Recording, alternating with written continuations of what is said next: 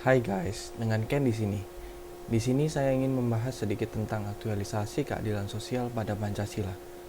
Aktualisasi sila keadilan sosial bagi seluruh rakyat Indonesia dalam bidang hukum dan HAM dapat berpedoman pada sikap berikut, yaitu mengembangkan sikap adil terhadap sesama. Makna dan aktualisasi sila keadilan sosial bagi seluruh rakyat Indonesia dalam pembangunan bidang hukum dan HAM pengembangan sikap adil terhadap sesama manusia serta kesamaan kedudukan terhadap hukum dan HAM, keseimbangan antara hak dan kewajiban merupakan sikap yang tercermin dari pengamalan nilai Pancasila, yakni sila kelima yang berbunyi keadilan sosial bagi seluruh rakyat Indonesia. Penyebaran makna adil yang sesungguhnya terkadang memberikan pro dan kontra antar manusia. Adil dalam hukum yakni semua rakyat Indonesia memiliki kedudukan yang sama di mata hukum. Keadilan sosial bagi seluruh rakyat Indonesia menunjukkan bahwa manusia Indonesia menyadari hak dan kewajiban yang sama untuk menciptakan keadilan sosial dalam masyarakat Indonesia. Nilai keadilan sosial mengamanatkan bahwa semua warga negara memiliki hak yang sama dan bahwa semua orang sama di hadapan hukum.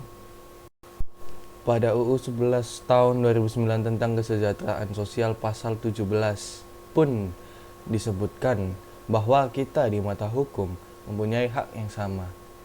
Berikut bunyi pasal tersebut.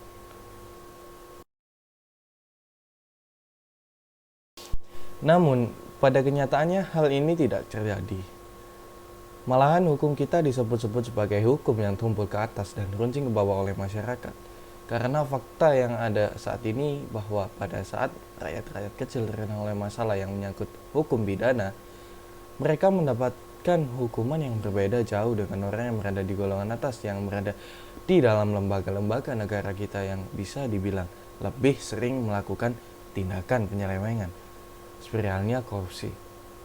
Hal ini menyebabkan adanya kesenjangan sosial di masyarakat dalam sudut pandang hukum. Apakah ini yang disebut keadilan sosial bagi seluruh rakyat Indonesia?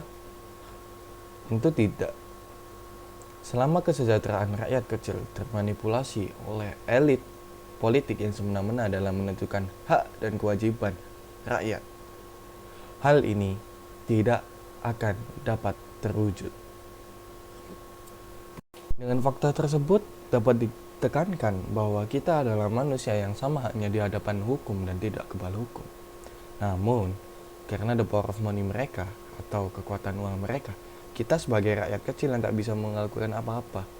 Karena kendali mereka terlampau absolut dengan adanya kekuasaan dan harta benda yang bahkan bisa membeli hukum sekalipun. Oleh karena itu, kita sebagai pemuda dan hidup di zaman milenial ini diharapkan dapat memperbaiki dan membenahi masalah-masalah yang ada saat ini, agar di masa depan dapat tercipta kehidupan yang adil sesuai makna aktualisasi keadilan sosial yang terdapat pada Pancasila ini. Mulai saat ini, wujudkanlah mimpi itu dengan belajar dan berusaha agar dapat menjadi cahaya penuntun harapan bangsa. Sekian dari saya. My name is Ken and I'm from English Literature. And I'm out. See you.